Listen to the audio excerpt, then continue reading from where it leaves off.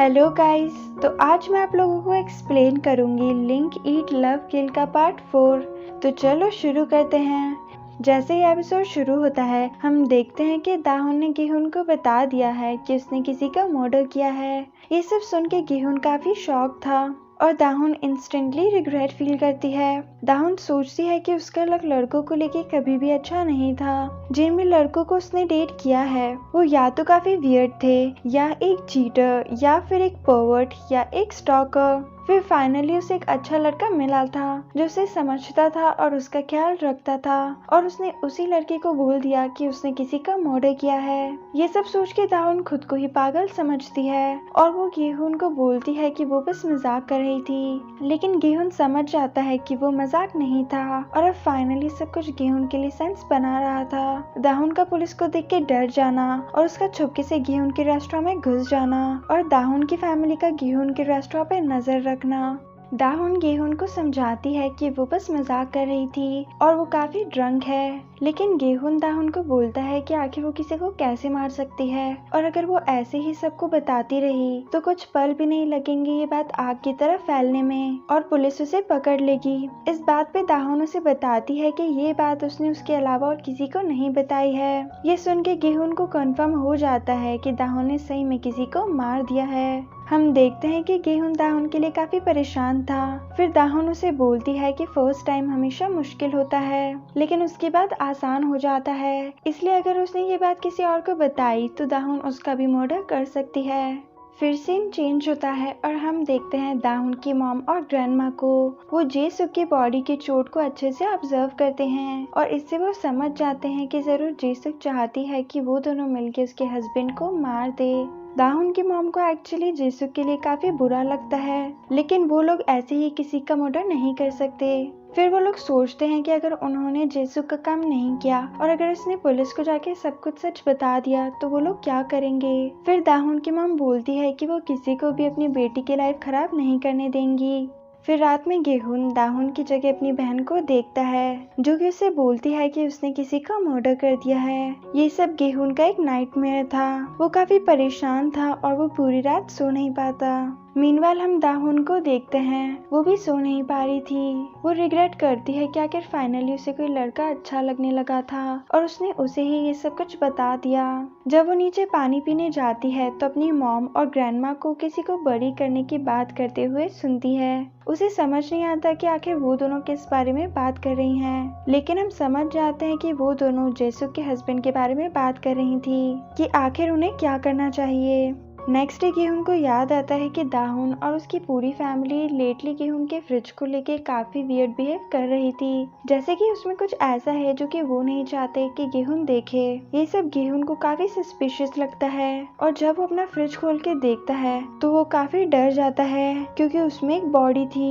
उसे अपनी आंखों पे बिलीव नहीं होता, लेकिन जब वो फ्रिज बंद करके वापस खोलता है तो उसमें कुछ भी नहीं था। वो सब बस उसका इल्यूजन था। गेहून को लगता है कि जरूर दाहुन ने जिसका मर्डर किया था उसकी बॉडी उसने इसे फ्रिज में डाल दी होगी, इसलिए वो लोग उसके फ्रिज को लेके इतना ऑब्सेस्ड थे। लेकिन अगर ऐसा है तो बॉडी अपने आप गायब कैसे हो सकती है। फिर गेहून शेफ चा को कन्फ्रंट करता है और उनसे पूछता है कि कहीं ऐसा तो नहीं कि वो उससे कुछ छुपा रहे हैं, लेकिन शेफ डिनाई कर देते हैं। फिर उन्हें याद आता है कि कहीं गेहून उस डीएनए रिपोर्ट के बारे में तो बात नहीं कर रहा। फिर वो गेहून को बोलते हैं कि टाइम आने पे वो उसे सब कुछ बता देंगे। फिर हम दाहुन को देखते हैं जो अपनी फॉर्मर बॉस से मिलने गई थी। उनसे दाहुन को पता चलता है कि ली कहीं गायब है और उसका एक फैमिली मेंबर उसे ढूंढ रहा है। दाहुन की फॉर्मर बॉस उससे पूछती है कि कहीं ली के गायब होने में उसका तो कोई इन्वॉल्वमेंट नहीं, तो दाहुन मना कर देती है। लेकिन दाहुन काफी परेशान हो जाती है क्योंकि उसे लगता है कि अब जरूर ली का वो फैमिली मेंबर ली को ढूंढते ढूंढते उस तक पहुंच जाएगा। फिर जब वो लोग सब साथ में बैठ के रेस्टोरेंट का काम डिस्कस करते हैं तब शेफ चा उन्हें बताते हैं कि उनका एक नाइफ मिसिंग है। ये सब सुन के गेहून मन में सोचता है कि कहीं ऐसा तो नहीं कि दाहुन ने मर्डर के लिए उसी नाइफ को यूज किया हो। गेहून जैसे ही दाहुन को देखता है, दाहुन समझ जाती है और बोलती है कि मैंने नाइफ यूज नहीं किया था। ये सुन के सब लोग दाहुन को सस्पिशियसली देखते हैं। फिर गेहून दाहुन को ऊपर ले जाता है और उसे समझाता है कि अगर वो ऐसे ही सबके सामने रेकलेसली बोलती रही तो उसका सीक्रेट सबको पता चल जाएगा। फिर दाहुन गेहून को बोलती है कि तुम मेरे लिए इतना कंसर्न क्यों रहते हो, लेकिन गेहून बोलता है कि ऐसा कुछ नहीं है। फिर रात में गेहून को एक ओल्ड ब्रोकमैन दिखता है। एक्चुअली ये ओल्ड मैन उसकी बहन का वही पियानो टीचर है जो कि उसकी बहन के मिसिंग केस का एक सस्पेक्ट था। वो गेहून को बोलता है कि मैं जानता हूँ कि तुम कौन हो, और वो उससे पूछता है कि क्या तुम जिवाडोंग में मुझे मारने के लिए आए हो। इस बात पे गेहून उससे बोलता है कि वो उसके खिलाफ प्रूफ ढूंढेगा, और जब उसे कंफर्म हो जाएगा कि उसने ही उसकी बहन का मर्डर किया था तब वो उसे अपने हाथों से मार देगा। तभी वहाँ पे सीनियर ऑफिसर जंग आ जाते हैं। वो गेहून को घर जाने के लिए बोलते हैं। ऑफिसर जंग बोलते हैं कि वो गेहून पे नजर रखेंगे। फिर सीन चेंज होता है और हम देखते हैं पुलिस को एक ड्रंक मैन की मिसबिहेविंग की रिपोर्ट मिलती है। जब वो जाके देखते हैं तो ये जेसुक का हस्बैंड था जो कि उसे फिजिकली अब्यूज करता था। जब ऑफिसर मिंजो उसे उठाती हैं तो वो उसे टच करने की कोशिश करता है। ये देख के ऑफिसर वोनटाक को काफी गुस्सा आता है और वो उसे रोक लेते हैं। रात में जेसुक दाहुन की मॉम और ग्रैंडमा से मिलने आती है। वो उन्हें बताती है कि उसका हस्बैंड उसे काफी मारता है और वो अब अपनी चोट को छुपा छुपा के थक गई है। दाहुन की मॉम और ग्रैंडमा उसे पुलिस से हेल्प लेने का बोलते हैं, लेकिन वो पुलिस पे ट्रस्ट नहीं करती। उसे लगता है कि अगर पुलिस ने उसे छोड़ दिया तो वो उसे मार देगा, और वो उन्हें बताती है कि वो घर से भी नहीं भाग सकती है क्योंकि वो नहीं चाहती कि उसके जाने के बाद उसका हस्बैंड, उसकी फैमिली, उसकी मॉम को परेशान करे। जेसुक के सौरव सुन के दाहुन की मॉम भी काफी इमोशनल हो जाती हैं। जेसुक उन्हें बोलती है कि वो लोग अब उसकी लास्ट होप हैं और उसके पास उन लोगों को ब्लैकमेल करने के अलावा और कोई रास्ता नहीं है। नेक्स्ट डे दाहुन की मॉम इस बारे में ही सोच रही थी और हमें पता चलता है कि वो भी डोमेस्टिक वायलेंस के विक्टिम रह चुकी हैं, इसलिए वो जेसुक से रिलेट कर पा रही थी। लेकिन वो नहीं चाहती थी कि उसकी बेटी को कोई भी हार्म हो और जेसुक पुलिस को जाके उस डेड बॉडी के बारे में बता दे।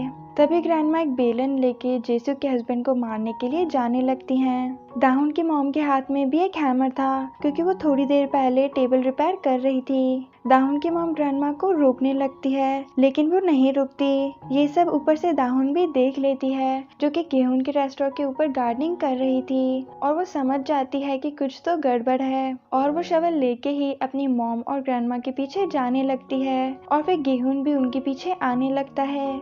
मीनवाइल हम देखते हैं कि एक हुडेड इंसान जेसुक के हस्बैंड को बहुत मारता है, और ये कोई और नहीं ऑफिसर वोनटाक था। उसे पता था कि ऐसा आदमी यही डिजर्व करता है और वो किसी को भी अपने एक्स गर्लफ्रेंड को मिसट्रीट करते हुए नहीं देख सकता।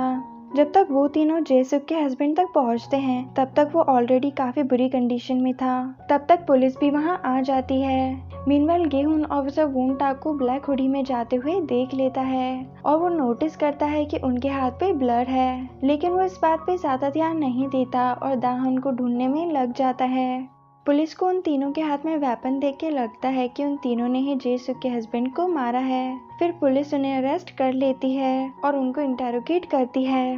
तब तक गेहून भी वहां आ जाता है, लेकिन जब जेसुक के हस्बैंड से पता चलता है कि कल्प्रिट एक ब्लैक हुडेड मैन है तो पुलिस उन तीनों को छोड़ देती है। लेकिन गेहून को याद आता है कि कुछ देर पहले उसने ऑफिसर वोनटाक को ब्लैक हुडी में देखा था और उनके हाथ पे ब्लड भी था, लेकिन वो कुछ भी नहीं बोलता। घर पे जाके दाहुन को सब कुछ पता चल जाता है कि जेसुक ने उसकी मॉम और ग्रैंडमा को उसके हस्बैंड का मर्डर करने के लिए बोला था।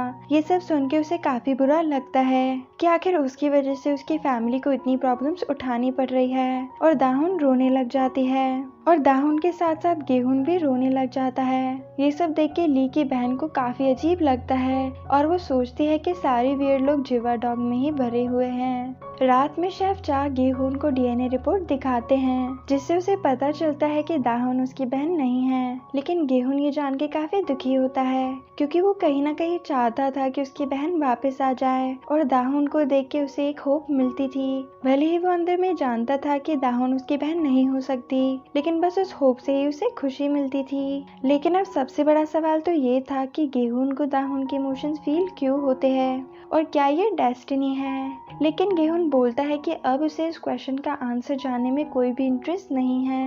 मीनवाइल हम दाहुन को देखते हैं जो ली की बहन के साथ ड्रिंक करने आई थी। ली की बहन उससे पूछती है कि क्या उसका कोई बॉयफ्रेंड है, जिस बात पे दाहुन मना करती है। वो बोलती है कि लड़कों को लेके उसका लक काफी खराब है। तभी दाहुन को गेहून की याद आ जाती है और वो स्माइल करने लगती है। ली की बहन दाहुन से बार बार उसके बॉयफ्रेंड के बारे में पूछती है क्योंकि उसे लगता है कि दाहुन उसके भाई की गर्लफ्रेंड थी, तो उसे जरूर पता होगा कि उसका भाई कहाँ है। वो अपने भाई को हर रात काफी मिस करती है। घर जाते हुए दाहुन गेहून के लिए डिनर लेके जाती है, लेकिन गेहून दाहुन से काफी रूडली बात करता है। वो दाहुन को बोलता है कि अब वो उसके लिए कंसर्न नहीं होगा और वो नहीं चाहता कि दाहुन उसे लाइक करे। ये सब सुन के दाहुन को काफी बुरा लगता है। रात में गेहून अपने माइंड को डाइवर्ट करने की बहुत कोशिश करता है, लेकिन वो नहीं कर पाता। वो सोचता है कि आखिर उसके किचन का नाइफ कहाँ गायब हो गया और आखिर ये सब चीज में क्या रिलेशन हो सकता है। तभी उसे सब समझ आ जाता है।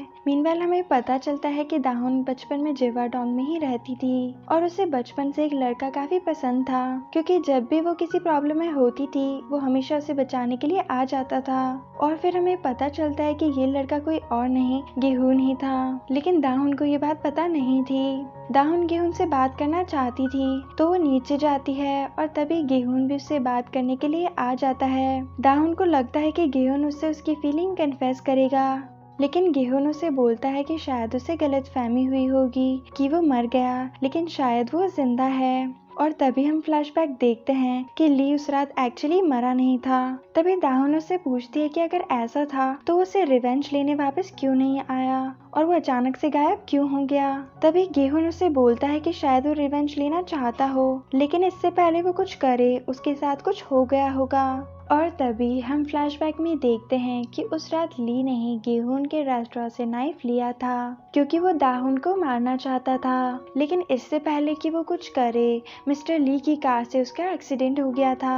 मिस्टर ली जिवाडोंग में ही रहते थे और वो एक ड्राइवर थे। और हमें पता चलता है कि अभी गेहून का नाइफ मिस्टर ली के ही घर पे है। दाहुन ये सब सुन के काफी शॉक होती है और अब फाइनली सब कुछ सेंस बना रहा था। तभी अचानक से ली पीछे से आता है और दाहुन को चोक करने लगता है और फिर ये एपिसोड इसी सस्पेंस के साथ खत्म हो जाता है। आगे की स्टोरी जानने के लिए सब्सक्राइब करें और देखें नेक्स्ट पार्ट। आई होप आपको ये वीडियो पसंद आई होगी। Thanks for watching.